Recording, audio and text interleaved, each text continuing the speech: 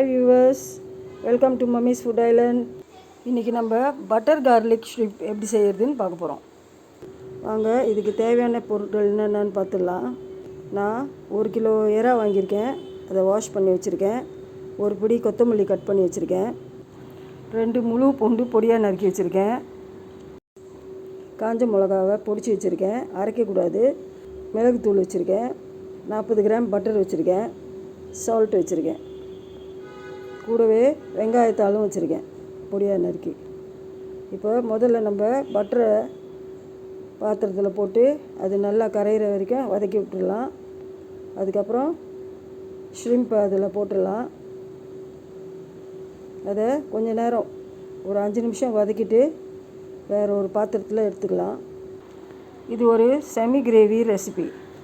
மொத்த எறாவையும் எடுத்துகிட்டு அதே பட்டரில் பொடிச்சு வச்சுருக்கிற பூண்டை போட்டுக்கலாம். நான் 3 டேபிள் ஸ்பூன் பூண்டு போட்டிருக்கேன். இதை நல்லா வதக்கி விட்டுடலாம். பூண்டு நல்லா வாசனை வரும்போது மைதா மாவு 2 டேபிள் ஸ்பூன், அதை இது கூட போட்டு நல்லா கலந்துக்கலாம். இது நல்லா சுருண்டு வரும்போது இதில் 1 கப்பு தண்ணியை முதல்ல ஊற்றுங்க.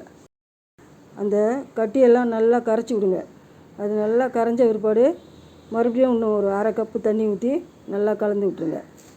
இதை நல்லா கரைச்சி விட்டுட்டு, இது ரொம்ப திக்காக இருந்துச்சுன்னா இன்னொரு 1/2 கப்பு தண்ணி ஊற்றிக்கலாம். இது எல்லாம் சேர்ந்து நல்லா ஒரு கொதி வரும்போது ஏற்கனவே வதக்கி வச்ச எறாவை அதில் போட்டுடலாம். இப்போ இதுக்கு தேவையான உப்பு 1 டீஸ்பூன் போட்டுக்கலாம். கூடவே 1 டீஸ்பூன் சில்லி ஃப்ளேக்ஸும் போட்டுக்கலாம். 1 டீஸ்பூன் மிளகுத்தூளும் போட்டுக்கலாம். இது எல்லாத்தையும் நல்லா கிளறி விட்டு நல்லா கொதி வரும்போது நறுக்கி வச்சுருக்கிற வெங்காயத்தாலும் கொத்தமல்லியும் அதில் போட்டு நல்லா கிளறி விட்டுக்கலாம். இப்போ இதை சர்விங் பிளேட்டுக்கு மாற்றிக்கலாம்.